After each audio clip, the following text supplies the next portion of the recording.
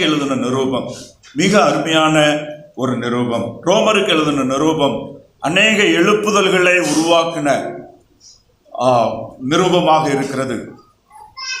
அநேக ரிஃபார்மர்ஸ், எழுப்புதல்களை உருவாக்கின அநேக தேவ மனிதர்கள்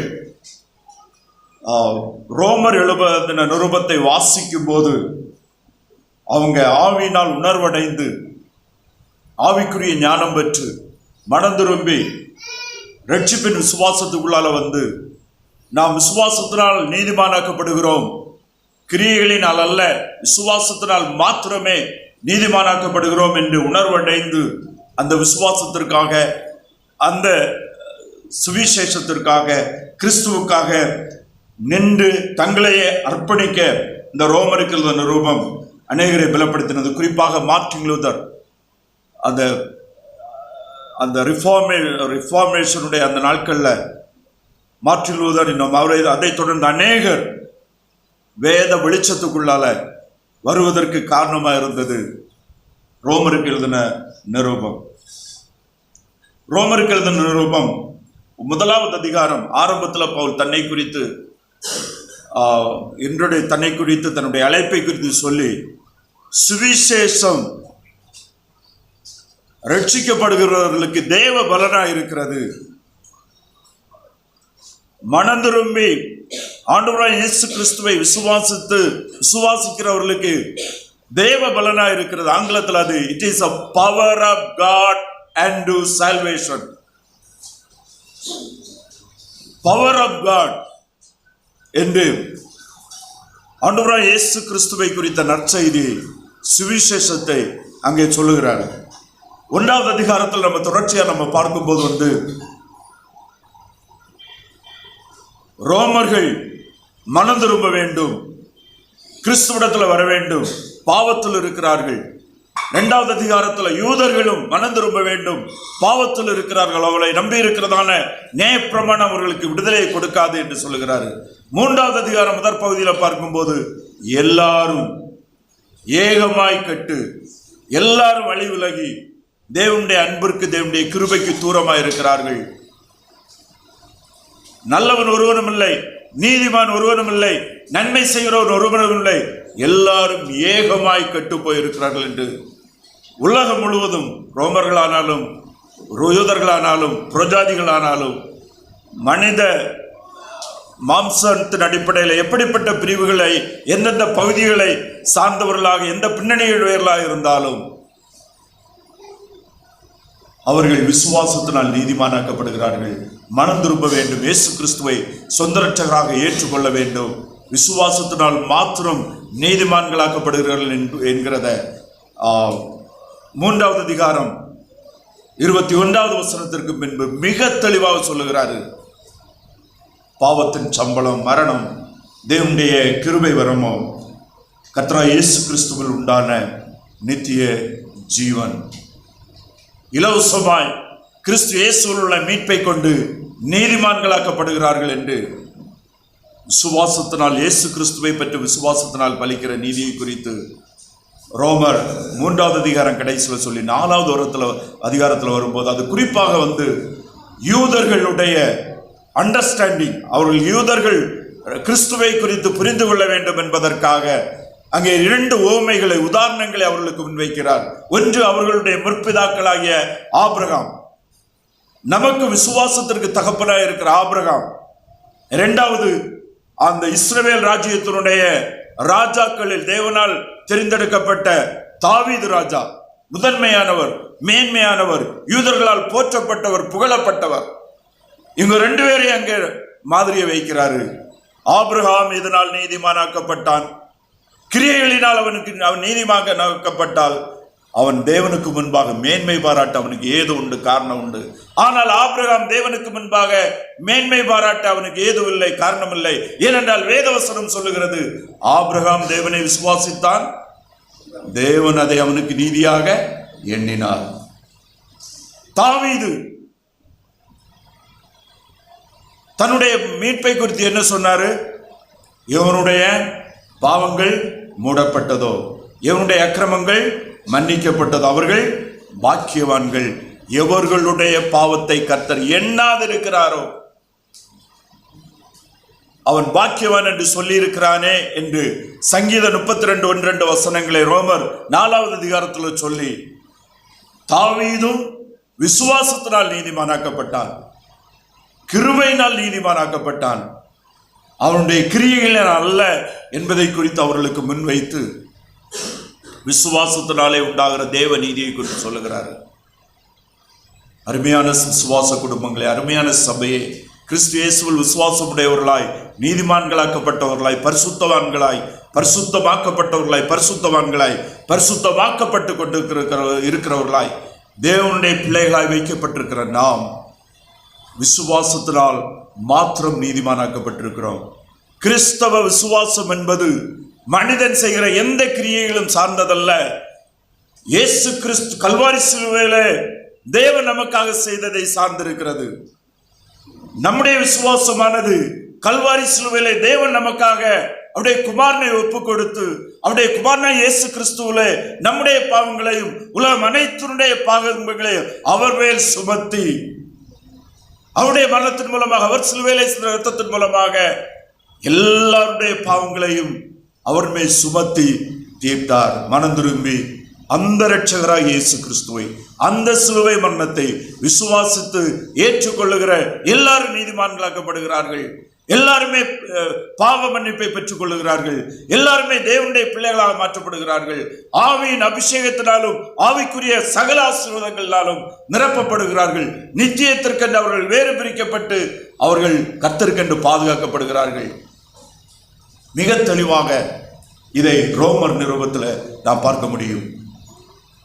அப்படிப்பட்ட விசுவாசத்தினால் நீதிமானாக்கப்பட்டவருடைய ஆசீர்வாதங்கள் என்ன என்பதில் சில காரியங்களை நாம் இன்றைக்கு சிந்திக்கிற பகுதியில் ரோமர் 5வது அதிகாரம் 1 - 14வது வசனம் வரையிலும் அப்போஸ்தலனாகிய பவுல் ஒழுங்குபடுத்தி சில காரியங்களை நமக்கு சொல்லுகிறதான காரியங்களை நாம் பார்க்கிறோம். பிளஸிங் ஆஃப் ஜஸ்டிபிகேஷன், நீதிமானாக்கப்பட்டவர்களின் ஆசீர்வாதம், நீதிமானாக்கப்படுகிறதில் உண்டாயிருக்கிற தேவனால் கிருபையினால் கொடுக்கப்படுகிற நிலையான நித்தியமான ஆசீர்வாதங்கள், ஆவிக்குரிய ஆசீர்வாதங்கள். அதுல சிலவற்றை இங்கே நாம் பார்க்கிறோம். இங்கே நாம் பார்க்கும்போது முதலாவது 1வது வசனத்தை ஒரு வாசிப்போம்.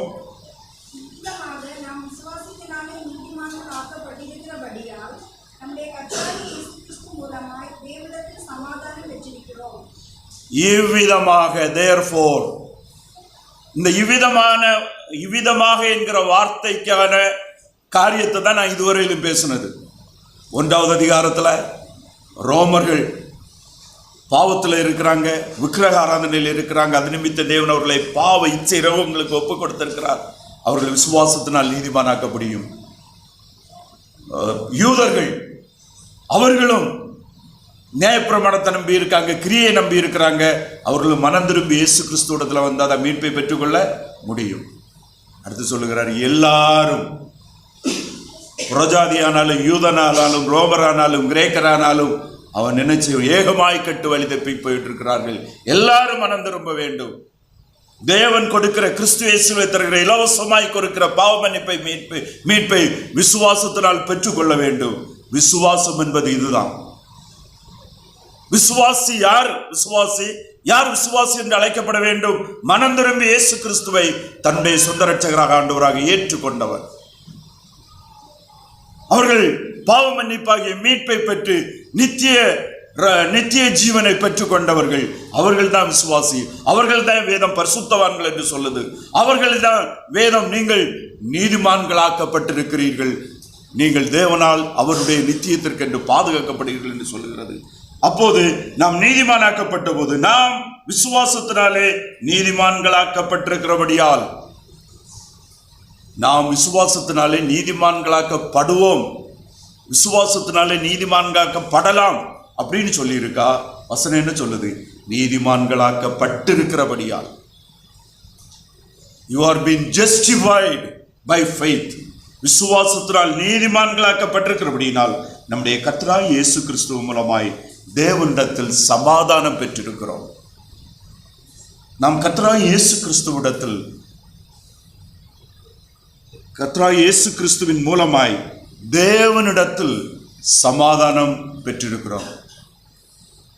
We have the peace with God. எந்த சமாதானம்? நாம் ஆதாம் பாவத்தினால் இழந்த சமாதானம். ஆதாமுடைய பாவத்தினால் அவன் தேவனுக்கு விரோதியாக மாற்றப்பட்டான். தேவனிடத்தில் சேரும் தகுதியை இழந்தான். நித்திய நம்பிக்கையை இழந்தான். நித்திய நரகத்தை தனக்கு சொந்தமாக்கி கொண்டான். ஏனென்றால் கீழ்ப்படியாமையின் பாவத்தினால் அவன் தேவனை விட்டு பிரிந்தது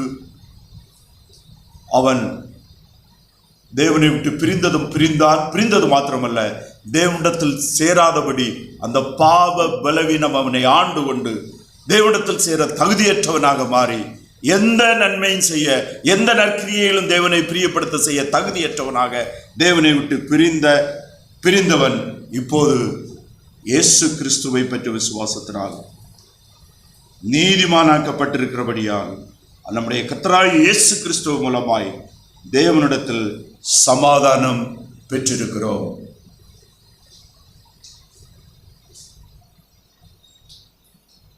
நாம் தேவனிடத்தில் சமாதானம் உடையவர்களாக இருக்கிறோம். தேவனோடு சேர்ந்து இருக்கிறோம். தேவனோடு ஒப்புரவாக்கப்பட்டிருக்கிறோம். தேவனுடைய பிள்ளையாக மாற்றப்பட்டிருக்கிறோம். நாம் அவருடைய சொந்த ஜனமாக வைக்கப்பட்டிருக்கிறோம். என்று நம்முடைய உலக வாழ்க்கையில் கர்த்தர் கொடுத்திருக்கிற நாட்கள் முடியுதோ அன்றைக்கு நாம் தேவனோடு சேர்க்கப்படுவோம். இளைப்பாறுதலில் பிரவேசிப்போம். நித்திய நம்பிக்கையுடையவர்களாக இருக்கிறோம். இந்த சமாதானம் நம்முடைய எந்த கிரியைகளினாலும் உண்டாகவில்லை. இயேசு கிறிஸ்துவை பற்றிய விசுவாசத்தினால் பலித்த தேவநீதி, இயேசு கிறிஸ்துவுடைய சிலுவை மரணமே நாம் தேவனோடு ஒப்புரவாக்குவதற்கு நமக்கு காரணமாயிருக்கிறது. அதை தேவனே நமக்கு செய்திருக்கிறார்.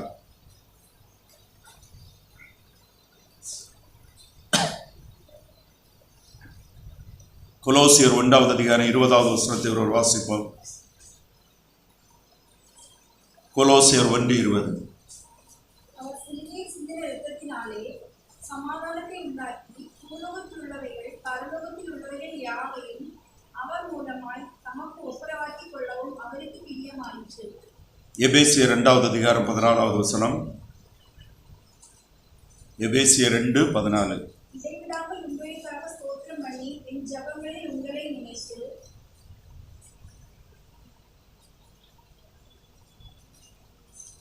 அதுக்கு முந்தின வசனத்தை வாசிப்போம். எபேசியர்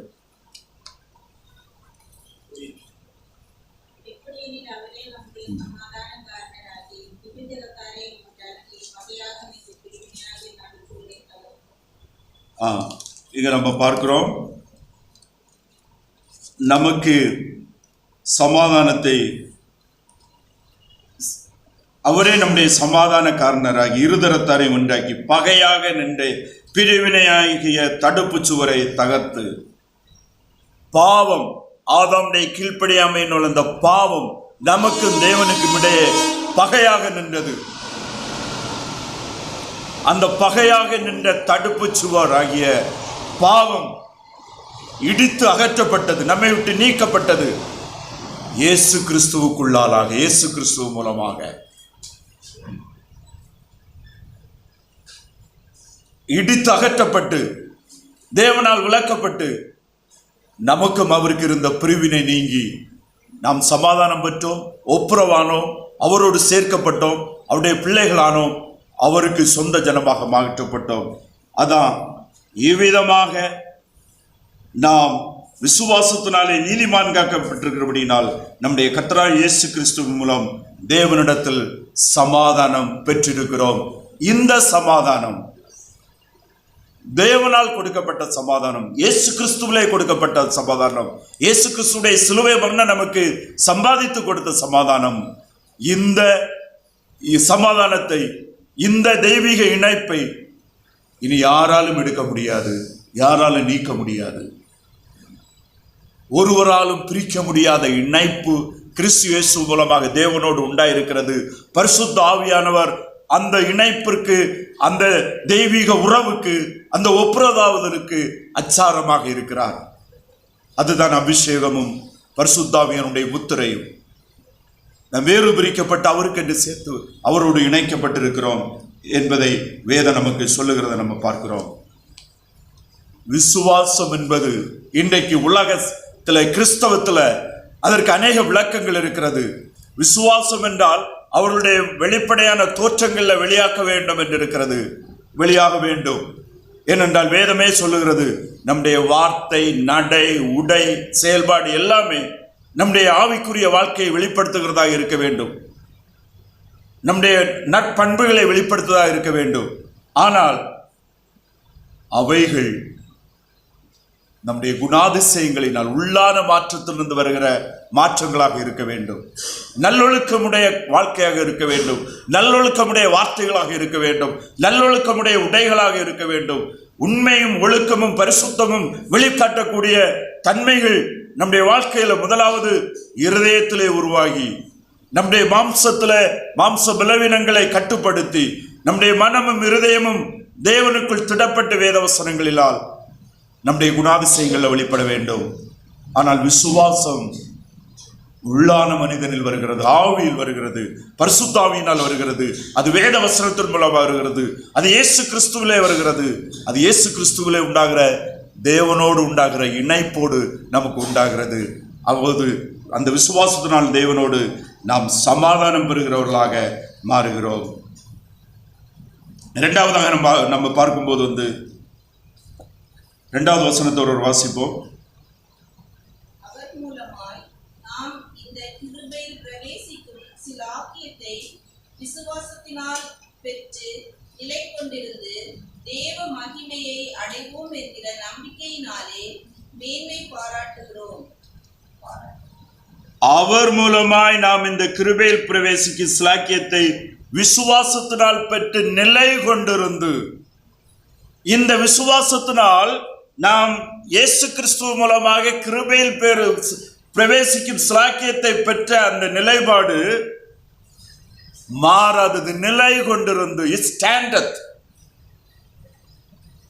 நிலையானது, மாறாதது. அந்த நிலைப்பாடு விசுவாசத்தினால் தெய்வீகத்தோடு இணைக்கப்பட்ட நிலைப்பாடு நாம் தேவ மகிமையை அடைவோம் என்கிற நம்பிக்கையை தருகிறது. நாம் தேவ மகிமையோடு we will be glorified. இன்று மரித்தாலும் நான் தேவனோடு கூட இருப்பேன் என்ற நம்பிக்கை, என்ற நிச்சயத்தன்மை எதனால் உண்டாகிறது? இந்த விசுவாசத்தினால் கிறிஸ்துவ மூலமாக உண்டாகிறது. We are standing, we are settled, our position is settled in heaven in the presence of God. தேவனுக்கு முன்பாக தேவ சமூகத்தில் நாம் நிலையானவர்களாக அவரோடு இணைக்கப்பட்டு வைக்கப்பட்டிருக்கிறோம்.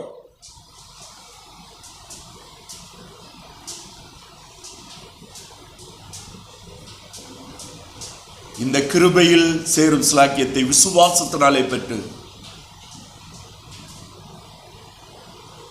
விசுவாசத்தினாலே பெற்று, எந்த கிரியைகளினாலும் அல்ல, எந்த நம்முடைய தனிப்பட்ட தகுதியினாலும் அல்ல. கிரியைகள், தகுதிகள் பலனை தருகிறது, மேன்மையை தருகிறது, மகிமையை கொடுக்கிறது, மகிமை மேல் மகிமையை கொடுக்கிறது. ஆனால் இயேசு கிறிஸ்துவை பற்றி விசுவாசத்தினால் உண்டாகிற தெய்வீக உறவு, நாம் அவரோடு இணைக்கப்பட்டு மாறாத நிலைப்பாடை, மாறாத நிச்சயத்தன்மையோடு நாம் அவரோடு வைக்கப்பட்டிருக்கிறோம் என்கிற அந்த ஸ்டாண்ட், நிலைப்பாடை நமக்கு ஏற்படுத்துகிறது. நாம் தேவனுடைய மகிமை அடைவோம் என்கிற நம்பிக்கை, hope of glory.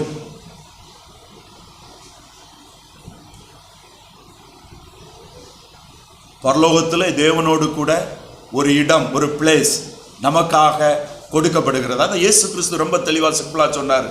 அவர் பரத்துக்கு எடுத்துக்கொள்ளும் முன்னாலே சீசர்கிட்ட போய் சொன்னார். என்ன சொன்னார்?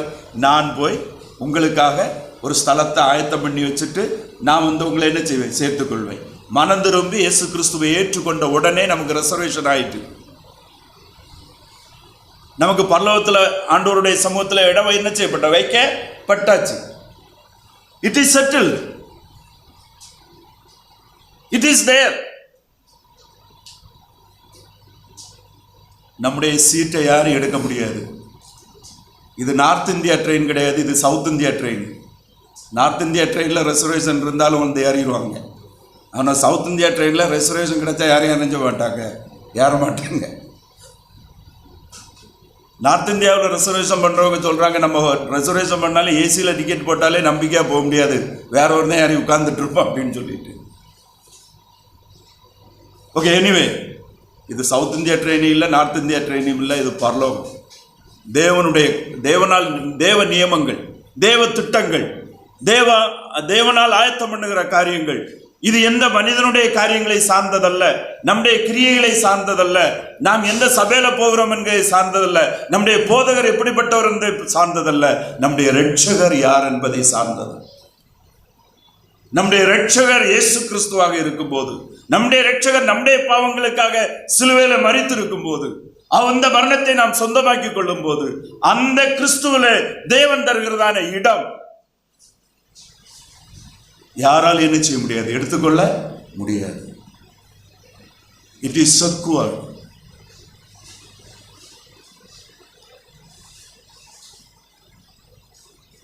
இதுதான் நம்முடைய நீதிமானாக்கப்படுவதோடு நமக்கு உண்டாகிற ஆசீர்வாதம்.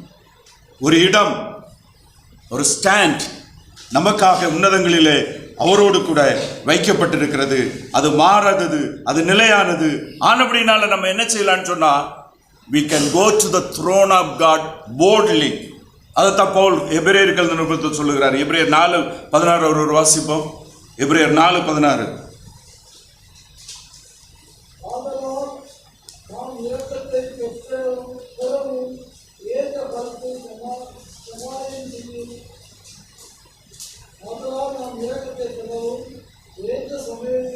சகாயம் செய்கிறது.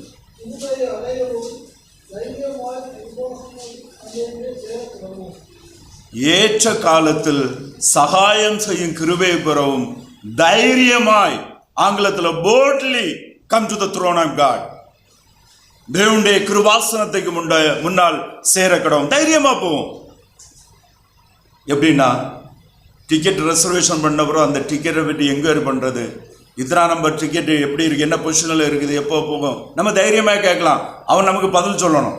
ஏன்னா அவர் டிக்கெட் இஸ் ரிசர்வ்ட் பர்சன்.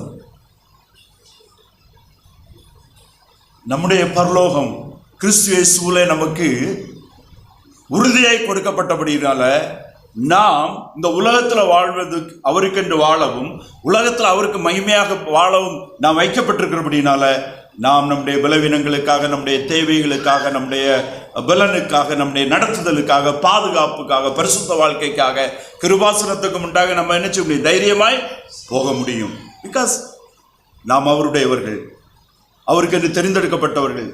கிறிஸ்துவிலே நம்முடைய மீட்பு பரிபூர்ணமாக்கப்பட்டிருக்கிறது. அவருக்கு சொந்த ஜனம், அவரால் தெரிந்தெடுக்கப்பட்ட சந்ததி என்று நம்ம பார்க்கிறோம். எபேசியர் 2:18 ஒரு வாசிப்போம்.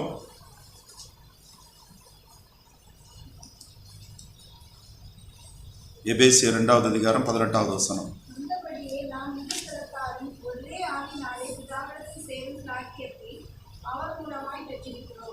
அந்தபடியே நாம் இருதரத்தாரும் யாரு, யூதரானாலும் புறஜாதியாராலும், இன்றைக்கு அந்தபடியே நாம் உலகத்தில் யாராக இருந்தாலும், அமெரிக்கராக இருந்தாலும், ஆப்பிரிக்கராக இருந்தாலும், சீனர்களாக இருந்தாலும், இந்தியர்களாக இருந்தாலும், எந்த மொழி பேசுகிறவர்களாக இருந்தாலும், எந்த இனத்தை சார்ந்தவர்களாலும், யாராக இருந்தாலும், ஒரே ஆவியினாலே பிதாவிடத்தில் சேரும் ஸ்லாக்கியத்தை அவர் மூலமாய் பெற்றிருக்கிறோம்.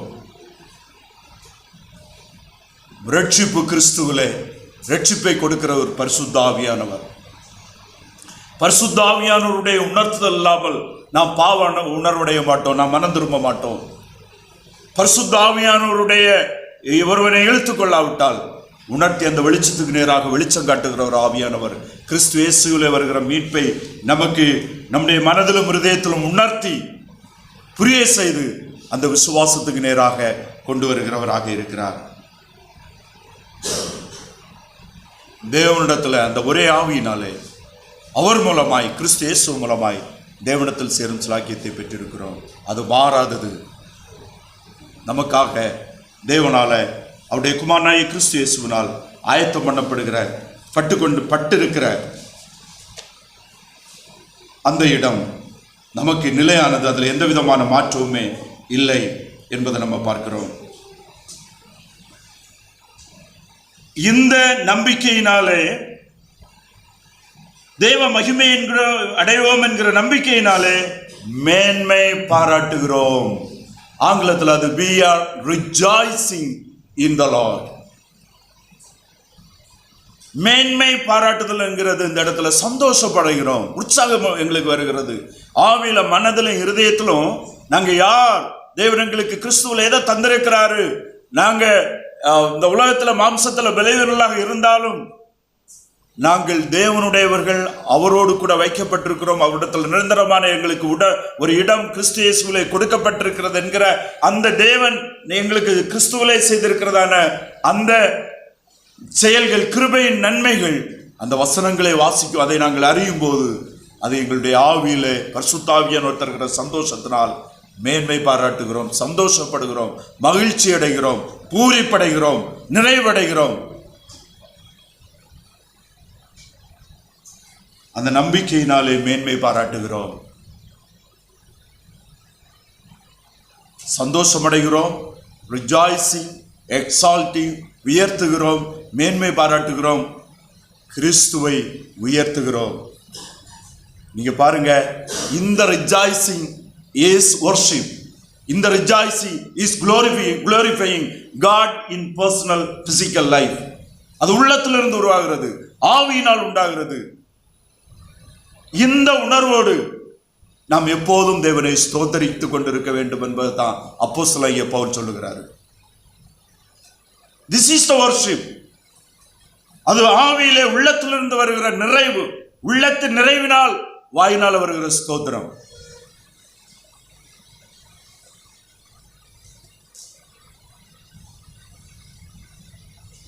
Joy filled with the faith and confidence in the Lord,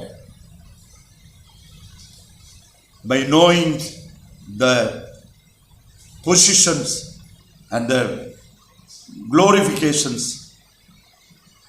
what we are received in Christ Jesus. கிறிஸ்து இயேசுவிலே நமக்கு தேவன் தந்திருக்கிறதான ஆவிக்குரிய மேன்மைகளையும் தகுதிகளையும் நிறைவையும் உள்ளத்திலே நினைத்து நாம் தேவனை ஸ்தோத்தரிப்பது.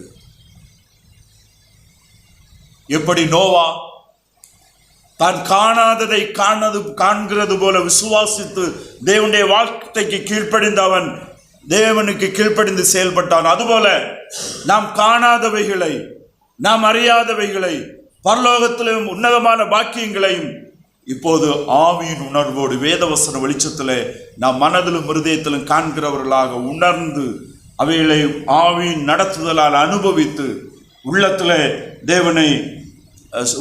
தேவ ஆவியானவர் தருகிற சந்தோஷத்தினால், மகிழ்ச்சியினால் தேவனை ஸ்தோத்தரித்து வாழ வேண்டும் என்று நாம் கிறிஸ்து இயேசுவுக்குள் அழைக்கப்படுகிறோம். தீத்து 2வது அதிகாரம் 13வது வசனத்தை ஒருவர் வாசிப்போம். தீத்துவின் புஸ்தகம் 2வது அதிகாரம் 13வது வசனம்.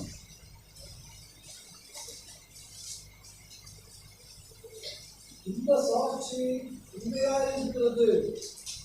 இது முகாந்திரமாக அவர்கள் யூதருடைய கட்டுக்கதைகளுக்கும் 2:13 ஆனந்த பாக்கியத்திற்கும் மகாதேவனும் நமது இரட்சகருமாகிய இயேசு கிறிஸ்துவுடைய மகிமையின் பிரசன்னமாவதற்கும் எதிர்பார்த்து கொண்டிருப்பதை நமக்கு போதிக்கிறது. நாம் நம்பி இருக்கிற ஆனந்த பாக்கியம், ஆங்கிலத்தில் the blessed hope which we are expecting. நாம் நம்பி இருக்கிற ஆனந்த பாக்கியம் எது? அவரோடு கூட இருப்போம். நமக்கு அவரிடத்தில் ஒரு இடம் வைக்கப்பட்டிருக்கிறது. பரத்துக்கு ஏறி சென்ற ஆண்டவராய் இயேசு கிறிஸ்து நாம் மனம் திரும்பி ஆண்டவரை ஏற்றுக்கொள்ளுகிற எல்லாருக்காகவும் ஒரு இடத்தை ஆயத்தம் பண்ணிட்டு இருக்கிறாரு. அவர் மகிமையிலே வரும்போது நம்மை அவர் தம்மோடு சேர்த்துக் கொள்வார். எதற்காக? அந்த ஆனந்த பாக்கியத்திற்காக, அவரோடு கூட நித்திய காலமாக வாழ்வதற்காக. The blessed hope which is in our Lord and Savior Jesus Christ. ஆனந்த பாக்கியத்தை எதிர்பார்த்து அந்த பாக்கியத்திற்காக காத்து கொண்டிருக்கிறோம். இது நம்மால் உண்டானதல்ல, நம்முடைய கிரியைகளினால் உண்டானதல்ல. எந்த மனுஷனுடைய நற்கிரியைகள், தொழுகைகள், காணிக்கைகள், ஆராதனைகள் இதெல்லாம் நம்ம ஆண்டவருக்கு செய்யணும். ஆனா இவைகள் நமக்கு பரலோகத்தை தரல. கிறிஸ்துவனுடைய சிலுவை மரணம் தான் தந்தோம். தேவ அநாதி தீர்மானத்தின்படியான திட்டம் கிறிஸ்துவில நிறைவேற்றப்பட்டதனால் நாம் அந்த ஆனந்த பாக்கியத்திற்கு சொந்தக்காரர்களாக இருக்கிறோம். 1 பேதுரு 1வது அதிகாரம் 4வது வசனத்தை ஒரு வாசிப்போம். 1 பேதுரு 1:4.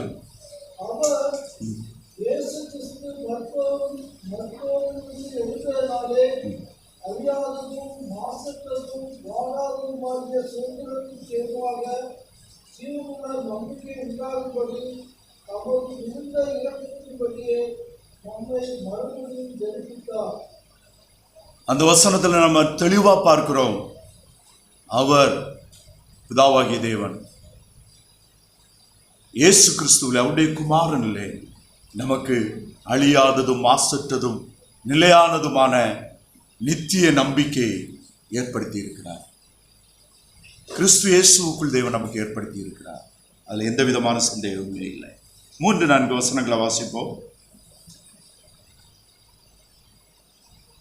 அது மாத்திரமல்ல, உபத்திரவம் பொறுமையையும், பொறுமை பரீட்சையும், பரீட்சை நம்பிக்கையும் உண்டாக்குறதுன்னு நாங்கள் அறிந்து உபத்திரவங்களிலேயும் மேன்மை பாராட்டுகிறோம்.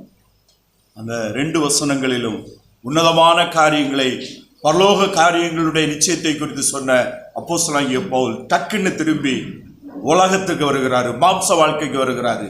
விசுவாசிகள் வாழ்ந்து கொண்டிருக்கிற காரியங்களை பற்றி பேசுகிறாரு. அது மாத்திரமல்லாமல் உபத்திரவம் பொறுமையையும், பொறுமை பரீட்சையும், பரீட்சை நம்பிக்கை உண்டாக்கும் என்று நாங்கள் அறிந்து உபத்திரவங்களிலேயே மேன்மை பாராட்டுகிறோம். உலகத்துல எல்லாரும் போலதான் நம்ம வாழ்ந்தாகணும். உலகத்துல இருக்கும்போது நமக்கு நோய் உண்டு, நமக்கு கஷ்டம் உண்டு, நமக்கு லாபம் உண்டு, நமக்கு நஷ்டம் உண்டு. நம்முடைய பொருளையும் கள்ளம் திருடுவான். நமக்கு இந்த உலகத்துல இருக்கிற தீமையான காரியங்கள் நம்முடைய வாழ்க்கையிலையும் வரும். எல்லா காரியங்களையும் நம்ம சந்தித்து தான் போகணும். ஆனா அவைகளிலும் நமக்கு என்ன உண்டு? நம்பிக்கை உண்டு. இவைகளெல்லாம் ஜெயிக்க முடியும். அந்த உலக பலவீனங்களிலும் ஆண்டவர் நமக்கு உதவி செய்கிறவராய் இருக்கிறார், நடத்துகிறவராய் இருக்கிறார், கடந்து போக பண்ணுகிறார். மாம்சத்துல ரட்சிப்பு இல்லை, ரட்சிக்கப்பட்டு கொண்டே இருக்கிறோம். அதற்காக பரிசுத்தாவியானவர் நாம் அவருக்கு கீழ்ப்படிந்து வாழும்போது நம்முடைய தடங்கல்கள், பலவீனங்கள் அவற்றில் நம்ம கூட இருந்து ஆலோசனை தந்து, பலன் தந்து, நடத்தி முடிவில் நம்மை நம்பிக்கைக்கு நேராக கொண்டு செல்கிறார். நமக்கு நம்பிக்கை உண்டு என்று உபத்திரவங்களிலே மேன்மை பாராட்டுகிறோம். உபத்திரவங்களிலே மேன்மை பாராட்டுகிறோம். ஏன்னா அந்த உபத்திரவங்கள் நம்ம அழிக்க முடியாது. உலகத்தில் நோய்கள் வந்தாலும் நம்மை தேவ சித்தத்திலிருந்து வெளியே கொண்டு போக முடியாது. நம்ம ஆண்டவருக்கு கீழ்ப்படுத்திருக்கும் போது அவருக்குள்ளால இருக்க முடியும். அவருக்கு வேண்டி நம்ம என்ன செய்ய முடியுமோ அதை செய்ய முடியும். பவுல் சொன்னார், என்னை பலப்படுத்துகிற கிறிஸ்துவினாலே எல்லாவற்றையும் செய்ய எனக்கு பலன் உண்டு.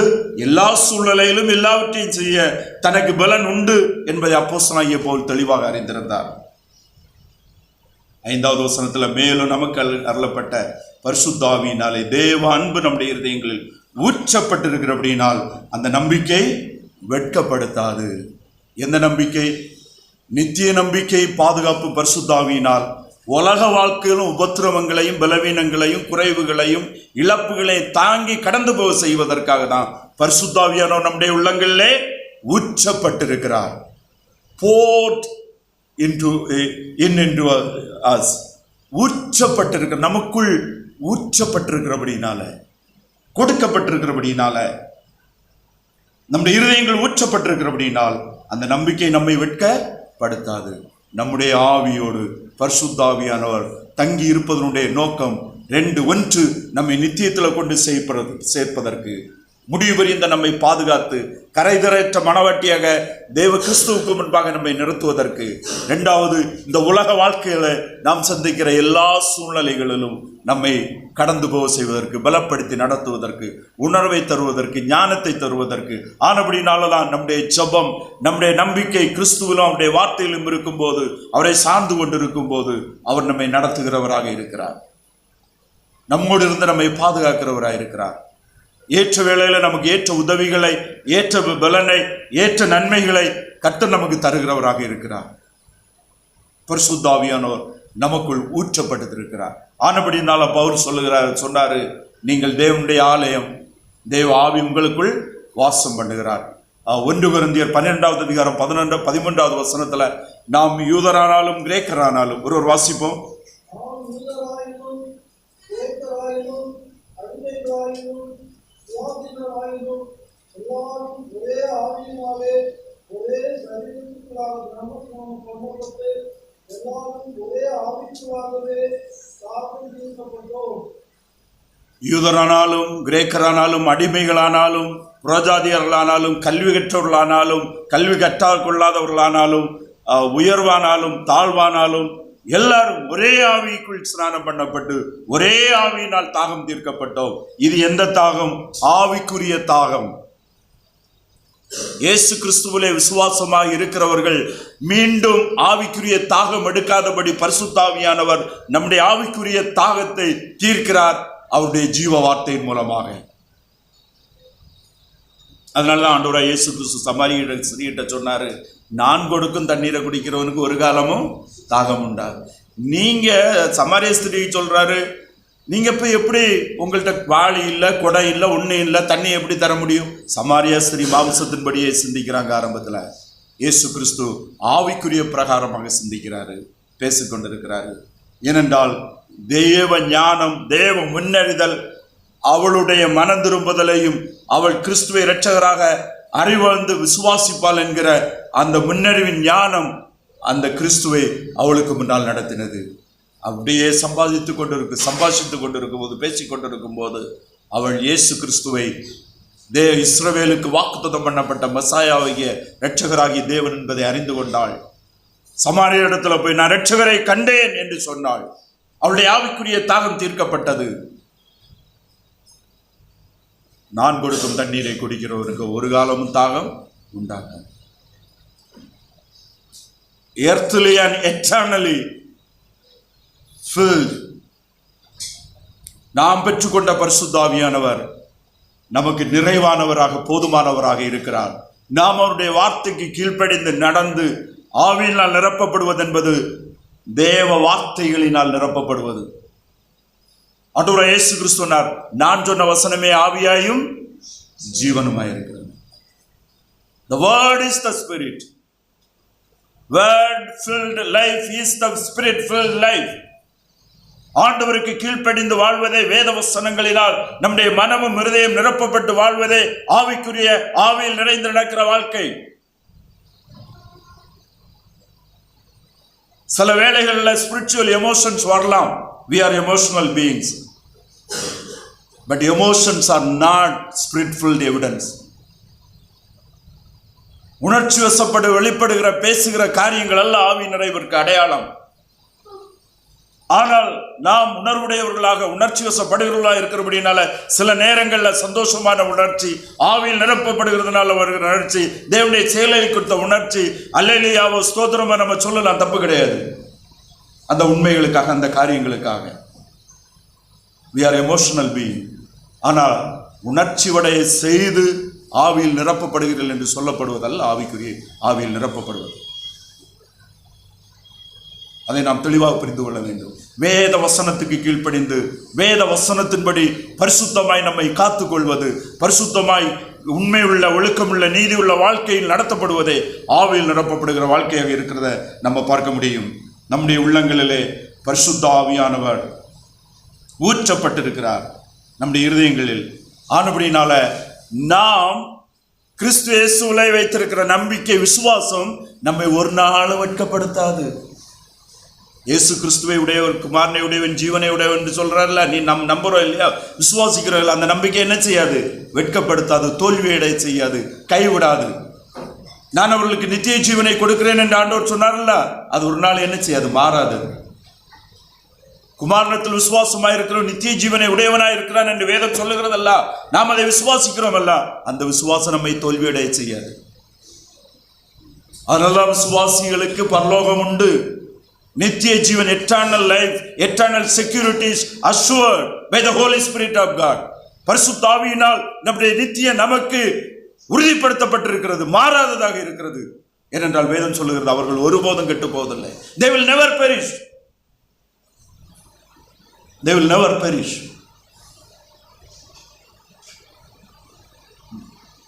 தேவனுடைய கரத்திலிருந்து அவர்களை பறித்துக் கொள்ள யாராலும் முடியாது. None can pluck them out of my hand. என்னுடைய வல்லமையான கரத்திலிருந்து ஒருவரும் அவர்களை பறித்துக் கொள்ள முடியாது. பாவம் செய்ய வைக்கலாம், மாம்சத்தில் தோல்விகளை உண்டு பண்ணலாம், குறைவுகளை உண்டு பண்ணலாம். ஆனால் ஆவியிலிருந்து, தேவ ஆவியோடு நம்முடைய ஆவிக்கு ஏற்பட்ட அந்த பிணைப்பை, அந்த முத்திரையை எடுக்க யாராலும் என்ன செய்யாது, முடியாது. தேவ ஆவியானவர் விசுவாசிகளாகிய நாம் ஒவ்வொருடைய உள்ளங்களிலும் ஊற்றப்பட்டிருக்கிறது. நாம் தேவனுடைய ஆலயம், நாம் தேவனுடைய ஆளுகைக்கு உட்பட்டவர்கள், அவருடைய பிள்ளைகள்.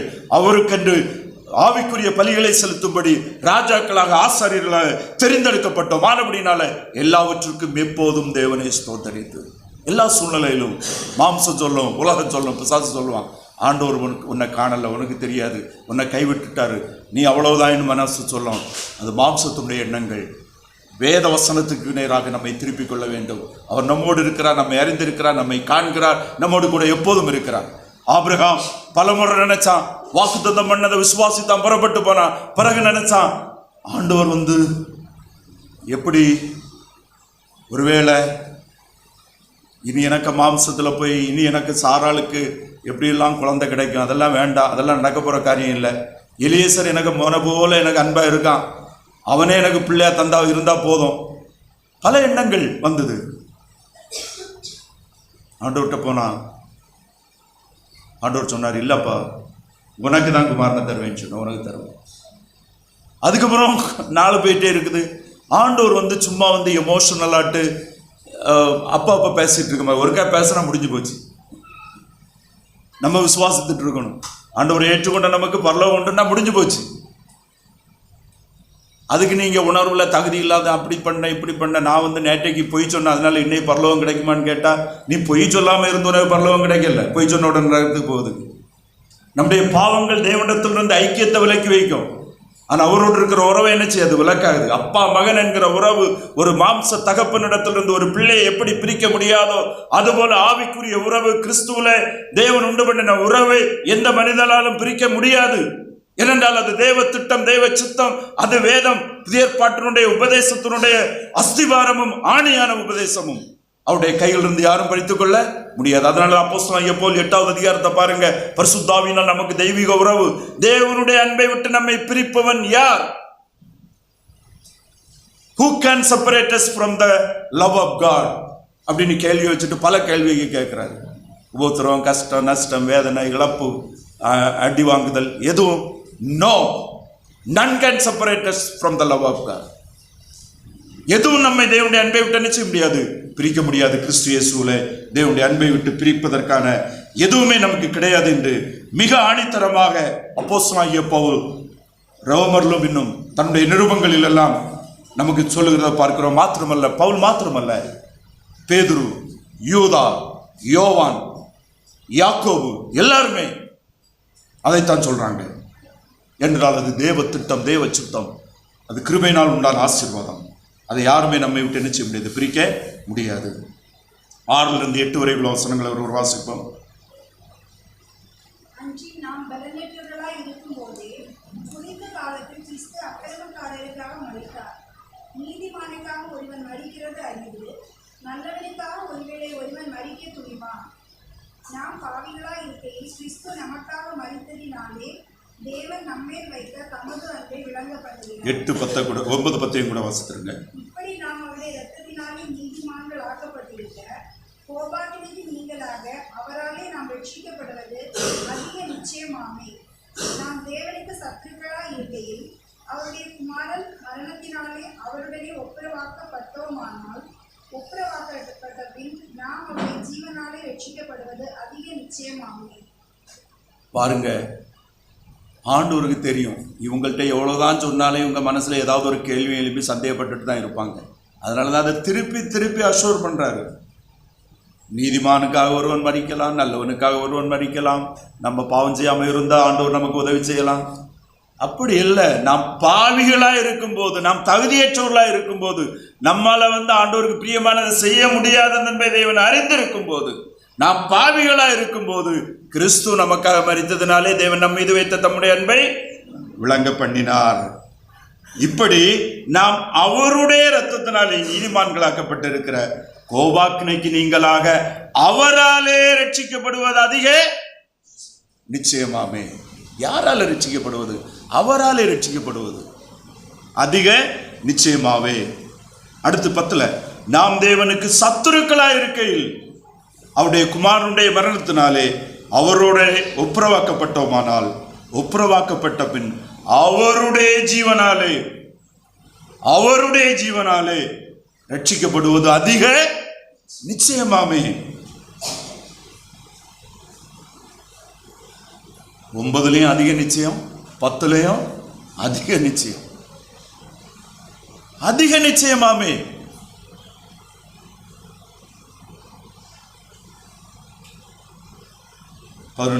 அதுவும் அல்லாமல் இப்பொழுது ஒப்புரவாக்குதலை நமக்கு கிடைக்கப்பட்ட நம்முடைய கர்த்தராகிய இயேசு கிறிஸ்துவ மூலமாய் நாம் தேவனை பற்றி மேன்மை பாராட்டுகிறோம். இந்த பாக்கியத்தை நமக்கு கிடைக்க பண்ணின, அதுவும் அல்லாமல் இப்போது ஒப்புரவாக்குதல் நமக்கு கிடைக்கப்பட்டன நம்முடைய கர்த்தராகிய இயேசு கிறிஸ்துவ மூலமாய் நாம் தேவனை பற்றியும் மேன்மை பாராட்டுகிறோம். எப்படி மேன்மை பாராட்டுகிறோம்? அவருடைய அன்பு எவ்வளவு அதிகமானது, அவருடைய கிருபை எவ்வளவு அதிகமானது, எவ்வளவு அற்புதமானதா இருக்குது, எவ்வளவு ஆச்சரியமானதா இருக்குது, எவ்வளவு நம்முடைய சிந்தனையில் அடங்காததாக இருக்கிறது. ரட்சிப்பை மனிதர்கள் தங்களுடைய அறிவுக்குட்பட்டு யோசிக்கிறாங்க, தங்களுடைய நீதி நியாயங்களுக்கு உட்பட்டு டிஃபைன் பண்றாங்க சால்வேஷனை.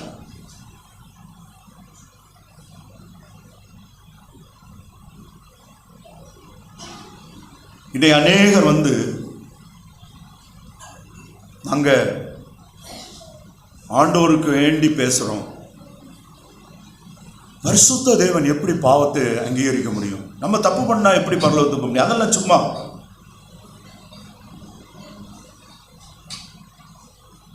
பாவிக்கு தான் பரலோகம்,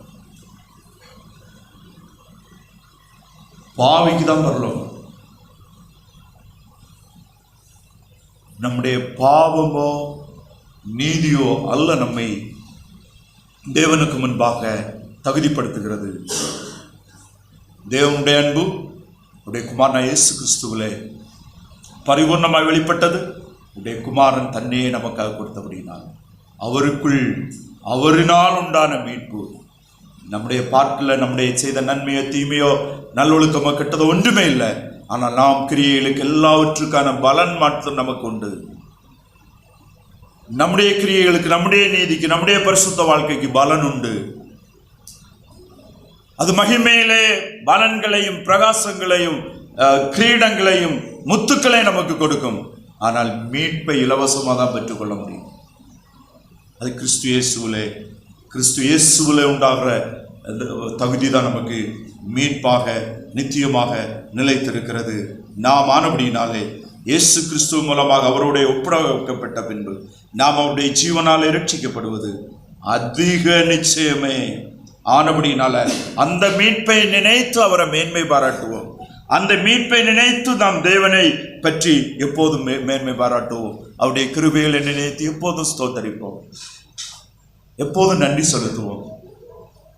அந்த நன்றி உணர்வு, அந்த துதி நம்முடைய உள்ளத்துல இயேசு கிறிஸ்துவிலே தேவன் தந்திருக்கிற அனாதி பாக்கியங்கள் நம்மை கிறிஸ்துவுக்காக வாழ செய்யட்டும், நம்மை பாவத்தை விட்டு விலக செய்யட்டும், நம்மை பரிசுத்தமாய் வாழ செய்யட்டும்.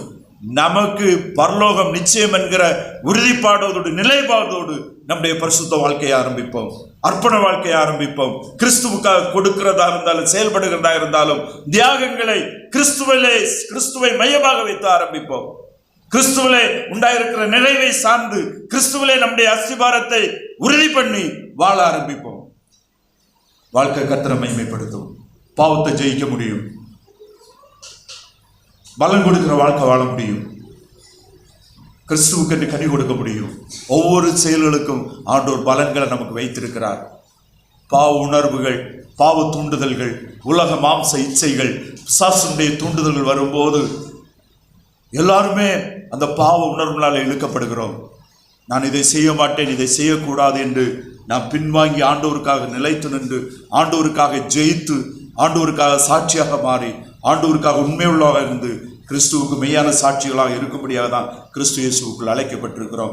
அந்த வாழ்க்கை இந்த விசுவாசத்தின் அடிப்படையிலே கிறிஸ்துவிலே நாம் நீதிமானாக்கப்பட்டு கிறிஸ்துவுக்குள் நமக்கு உண்டாயிருக்கிறதான உன்னதமான பரலோக ஆசீர்வாதங்களை நினைத்து கிறிஸ்துவிலே நமக்கு பரிசுத்தாவியானவர் நிறைவாய் கொடுக்கப்பட்டிருக்கிறார் என்ற விசுவாசத்தோடு முடியும், வாழ முடியும், செயல்பட முடியும், என்னை காத்துக்கொள்ள முடியும், ஆண்டவருக்காக செயல்பட முடியும் என்ற விசுவாசத்தோடு தைரியத்தோடு நம்முடைய வாழ்க்கை பரிசுத்த வாழ்க்கையாக மாறட்டும், நம்முடைய வாழ்க்கை சாட்சியுள்ள வாழ்க்கையாக மாறட்டும், நம்முடைய வாழ்க்கை கனி கொடுக்கிற வாழ்க்கையாக மாறட்டும், நம்முடைய வாழ்க்கை தியாகத்தினால் நிறைந்த வாழ்க்கையாக மாறட்டும். நம்முடைய வாழ்க்கையில் கிறிஸ்து மகிமைப்படுவார். அந்த வாழ்க்கை வாழும்போது தான் நாம் மேன்மை பாராட்டுவோம், நாம் சந்தோஷப்படுவோம், நாம் கர்த்தருக்குள் மகிழ்ச்சியாக இருப்போம்.